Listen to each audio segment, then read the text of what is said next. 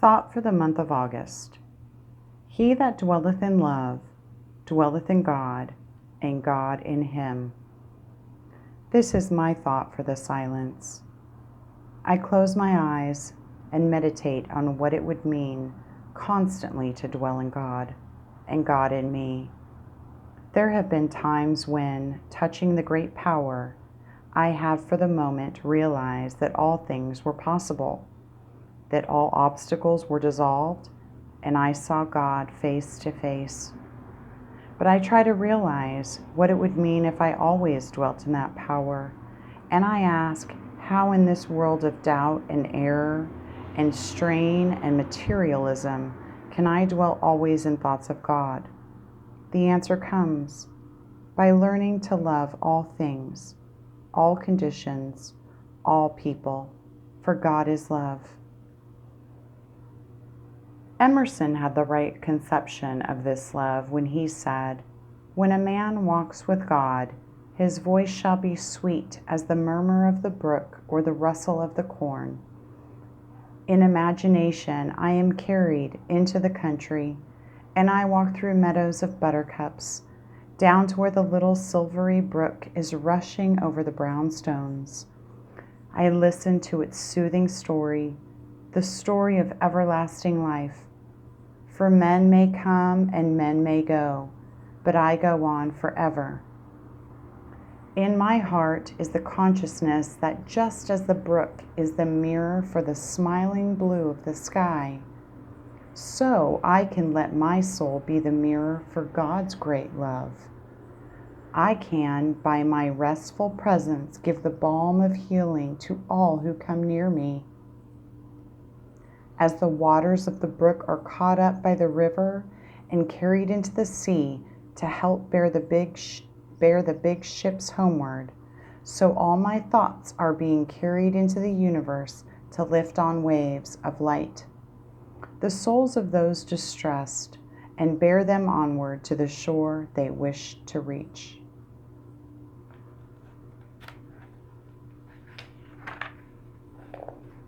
I picture the fields of corn.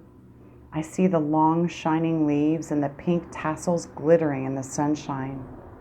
A soft wind comes blowing from the south, and the gentle rustle that responds to the greeting is soft and restful as the humming of a hymn at eventide. Or again, I picture the fields through which the Master walked, the fields that were ripe with the harvest. I see the golden wheat, the scarlet poppies, and the deep blue cornflower swaying in the breeze. I realize that if I have the love His life expressed for all humanity, the sweetness of that love must steal into my voice, making it sympathetic, kind, and soothing as the murmur of the brook. Now I leave these scenes where it is easy to feel God's presence, and I go into the heart of the city. All that I have in my soul I must take with me. As I close the door of my home, I send this thought ahead. Love goes before me, making beautiful my way. As love is leading me, I need not take unnecessary steps. Love's hand will lead me only where I need to go. If my work is the work of love, I shall not walk with weary feet. In love's sweet consciousness, all those I meet respond to me. I go into the stores. I do not feel impatient as I have to wait for service. I send love to the one I might have blamed. Her task becomes much easier. She feels a pleasant atmosphere amid the flurry of her work. She comes to meet me with a smile.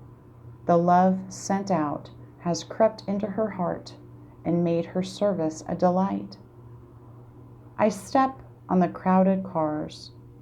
I do not frown because no seat is left for me and I have to hang on to a wobbly strap and drop my parcels while I try to find my fare. I whisper to myself, love suffers and is kind. I thank God there is a car to ride on, and then I look around and see the tired faces, many full of doubt and anxious for the future. I send this thought to each and all.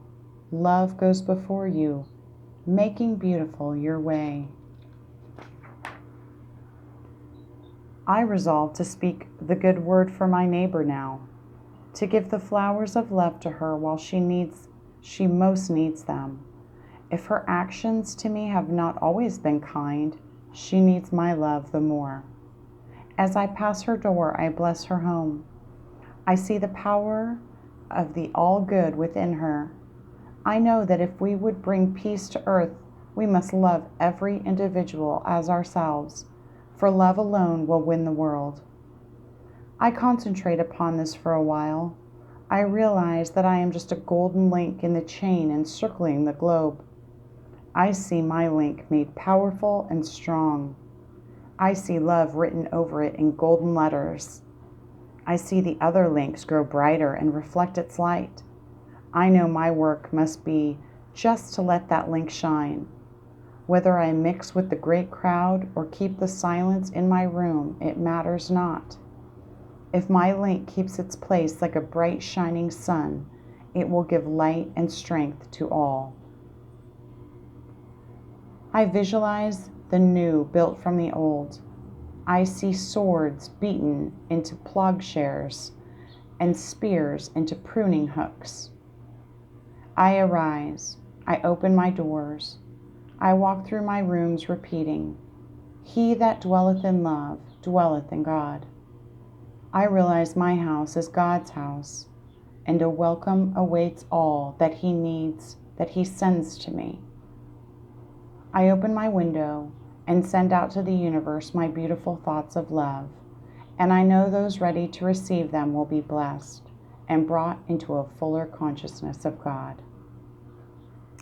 The silence for August is so appropriate for this time in the world. He that dwelleth in love dwelleth in God, and God in him. I love you all.